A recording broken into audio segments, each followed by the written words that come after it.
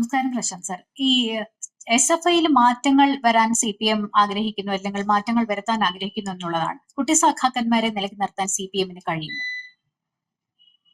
പിന്നെ CPM-നെ എന്തോ കഴിയാത്ത? CPM-ന് എല്ലാം കഴിയുമല്ലോ. ഇപ്പൊ കുട്ടി സഖാക്കളെ ശ്രദ്ധിക്കുന്നില്ല എന്നുള്ള ഒരു തോന്നൽ CPM-ന് വന്നത് നല്ലതായി. കാരണം പാർട്ടി ക്ലാസുകളുടെ അഭാവമാണ് കുട്ടി സഖാക്കൾ, അല്ലെങ്കിൽ പാർട്ടി എന്താണെന്ന് ബോധ്യമില്ലാതെ പ്രവർത്തിക്കുന്നത് കൊണ്ടാണ് കുട്ടി സഖാക്കൾ ഇങ്ങനെയാവുന്നത്. മാത്രമല്ല, അവനവന്റെ താല്പര്യങ്ങൾ സംരക്ഷിക്കുന്നതിന് വേണ്ടി പാർട്ടിയെ മറപിടിക്കുന്ന, അല്ലെങ്കിൽ SFIയെ മറയാക്കുന്ന ആൾക്കാർ ഇതിനകത്ത് കടന്നു കയറുന്നത് കൊണ്ട് കൂടിയാണ് ഇത് സംഭവിക്കുന്നത് എന്നാണ് പാർട്ടിയുടെ സംസ്ഥാന സമ്മേളനത്തിന് ശേഷമുള്ള റിപ്പോർട്ടിങ്ങിനകത്തും, അല്ലെങ്കിൽ പാർട്ടിയുടെ സംസ്ഥാന സമ്മേളനത്തിൽ SFIയെ പറ്റിയുള്ള വിലയിരുത്തലും വന്നു.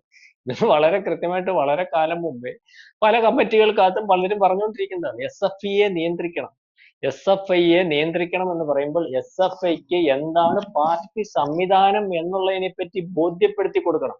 എങ്ങനെ ഒരു SFIക്കാരനാണ് നമ്മൾ എത്ര പറയുമ്പോഴും SFI ആയി, അത് കഴിഞ്ഞ് DYFI ആയി, അത് കഴിഞ്ഞ് CPM-കാരനാകേണ്ട ഒരു അവസ്ഥയിലേക്ക് വന്നു. അപ്പൊ ഒരു കൃത്യമായിട്ട് അവരുദ്ദേശിക്കുന്ന രീതിയിൽ, ആ പാർട്ടി ഉദ്ദേശിക്കുന്ന രീതിയിലേക്ക് ഒരു സഖാവിനെ വാർത്തെടുക്കാൻ ഏറ്റവും ഉതകുന്ന സമയം എന്ന് പറയുന്നത് SFIയുടെ സമയത്തല്ലേ?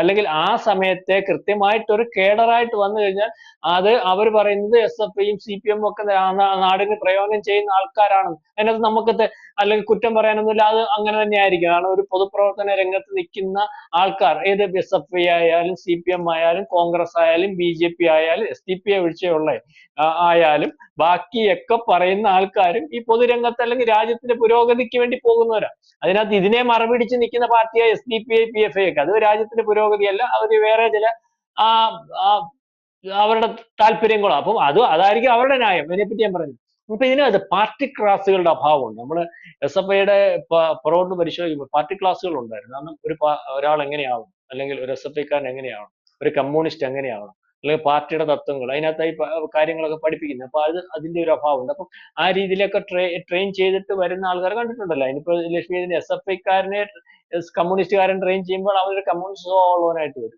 ഒരു BJPക്കാരനെ BJPക്കാരൻ ട്രെയിൻ ചെയ്യുമ്പോൾ ഒരു BJP സ്വഭാവമുള്ളവനായിട്ട് വരും. പാർട്ടി ക്ലാസ്സുകൾ പണ്ട് കോൺഗ്രസിലുണ്ട്. അപ്പൊ കോൺഗ്രസിനെ ഇങ്ങനെ ട്രെയിൻ ചെയ്യുന്നതിനകത്ത് അങ്ങനെയാണല്ലോ ഓരോ പാർട്ടി അവരുടെ ആൾക്കാരെ അവരുടെ ഭാഗമായിട്ട് വാർത്തെടുക്കുന്നത്. അപ്പം നമ്മളായാലും ഇപ്പൊ നമുക്ക് ഒരു കാര്യം പഠിച്ചാലല്ലേ നമുക്ക് അതിനകത്ത് വ്യക്തത ഉണ്ടാവത്തുള്ളൂ. അപ്പൊ ആ കാര്യം അപ്പൊ അതിനകത്ത് കിട്ടുന്നില്ല. ഇപ്പൊ പാഠം പഠിപ്പിക്കുന്നില്ലായിരുന്നു, ഇപ്പോഴാ തോന്നിയത്.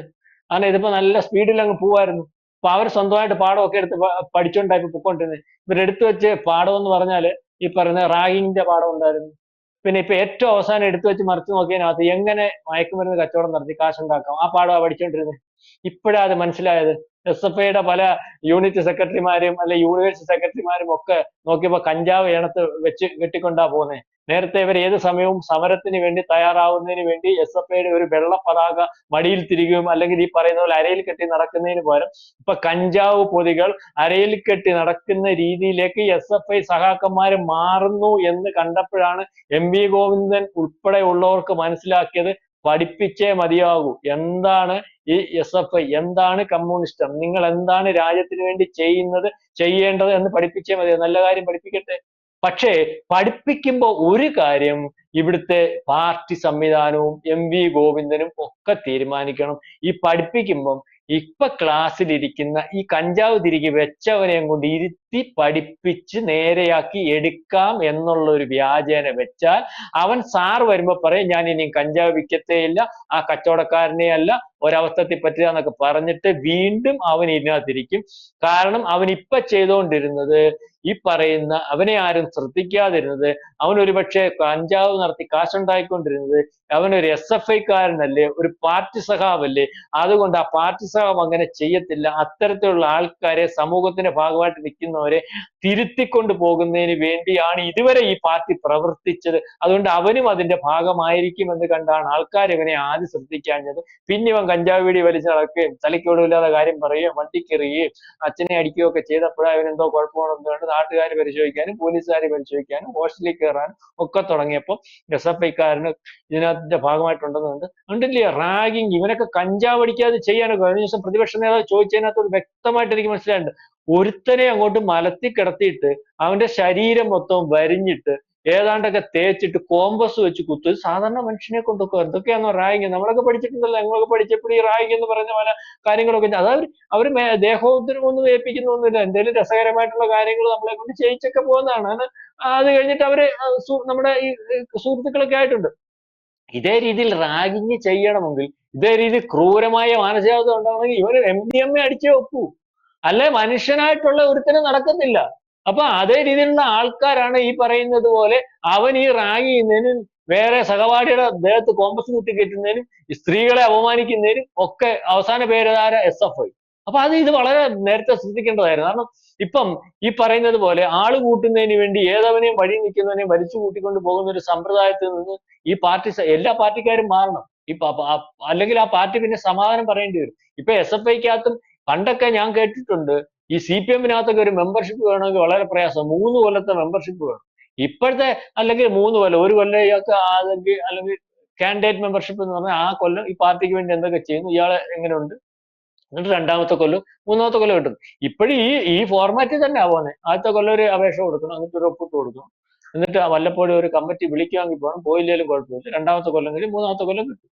പഴയത് അങ്ങനെയല്ലായിരുന്നു. ഇവൻ പ്രവർത്തിക്കുന്നുണ്ടോന്നോ അല്ലെങ്കിൽ ഇവന് പാർട്ടി സഖാവുന്നോ ഈ 3 കൊല്ലം കൊണ്ട് ഇവന് വേണ്ട ക്ലാസ്സുകളും സംവിധാനങ്ങളും ഒക്കെ കൊടുത്തിട്ട് പാർട്ടി ആഗ്രഹിക്കുന്ന കാര്യത്തോട് ഇവനെ നടത്തുന്നതിനും, അല്ലെങ്കിൽ പാർട്ടി ആഗ്രഹിക്കുന്ന കാര്യം സാധാരണക്കാരിടയിലും അവന്റെ കുടുംബത്തിലും അവനെ ബന്ധപ്പെടുന്നിടയിലും ഒക്കെ പ്രചരിപ്പിക്കുന്നതിനും പ്രാപ്തനാക്കി എടുത്തിട്ട് അവനൊരു സഖാവായിട്ട്, അതായത് ഒരു പാർട്ടി സഖാവായിട്ട് വരുമ്പോൾ ആ പാർട്ടിക്ക് ആ വലിയ വലിപ്പത്തിൽ പ്രയോജനം ചെയ്യുന്നത്. ഇതുപോലെ തന്നെയായിരുന്നു SFIയുടെ കാര്യം. SFI എന്താണെന്ന് പഠിപ്പിക്കും, പാർട്ടി ക്ലാസ്സുകൾ ഉണ്ടായിരുന്നു, അല്ലെങ്കിൽ ആ രീതി. അപ്പൊ ആ വരുന്ന ഒരു പയ്യൻ, നമ്മൾ എത്ര പറയുമ്പോഴും നമ്മൾ ഈ കാര്യം പറയുന്നതിനകത്ത് രാഷ്ട്രീയ പാർട്ടികൾക്കകത്ത് സമൂഹത്തിൽ വലിയൊരു ബന്ധം ഉണ്ടായിരുന്നു.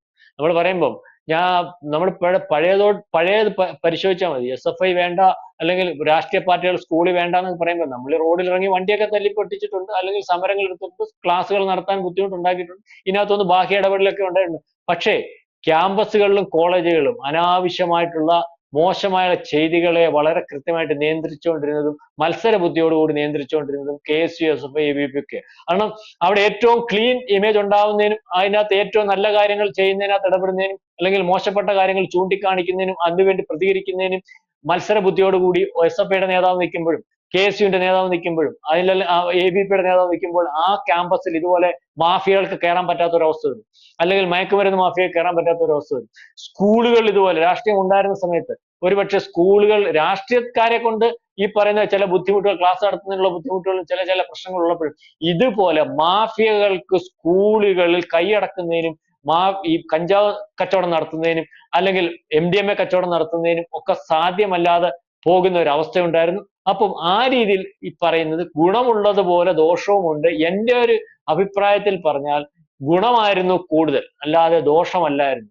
ദോഷം ഉണ്ടായിരുന്നു, ഇല്ലെന്ന് നമ്മൾ പറയുന്നില്ല. അതിനകത്ത് ഈ പറയുന്ന പോലെ മുതലെടുപ്പിന്റെ ഭാഗമായിട്ട് ഈ പറയുന്ന SFIയും KSUവിനെയും DYFI ഒക്കെ ഉപയോഗിച്ചിട്ടുള്ളവരുണ്ടാകും, അതിന്റെ രീതിയിലാണ്. പക്ഷെ ഗുണമായിരുന്നു കൂടുതൽ. ഏതായാലും ക്യാമ്പസുകളിൽ നിന്ന്, അല്ലെങ്കിൽ ക്യാമ്പസുകൾ ഇപ്പൊ പേരിന് മാത്രം വിദ്യാർത്ഥി രാഷ്ട്രീയം ഉള്ള ഒരവസ്ഥ വന്നപ്പോഴാണ് ഇതെല്ലാം കൈയടക്കുന്ന ഒരു അവസ്ഥ വന്ന്.